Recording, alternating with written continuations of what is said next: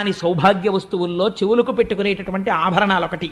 ఎట్టి పరిస్థితులలో భర్తకి చెవికి ఆభరణం లేకుండా కనపడకూడదు.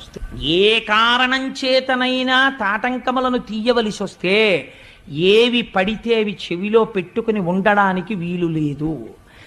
అది గండకాలమైతే భర్తకి తీసుకొచ్చేస్తుంది మృత్యువుని. ఏవి పెట్టుకోవాలి? 4 తాటాకులు తెప్పించుకుని చీల్చుకుని, అందుకే అమ్మవారికి సౌభాగ్యదాయిని అని పేరు. ప్రపంచంలో 8 ఉన్నాయి సౌభాగ్య వస్తువులు. వీటిని కాలితో తంతే లక్ష్మీదేవి వెళ్ళిపోతుంది. అందులో ఉప్పు ఒకటి.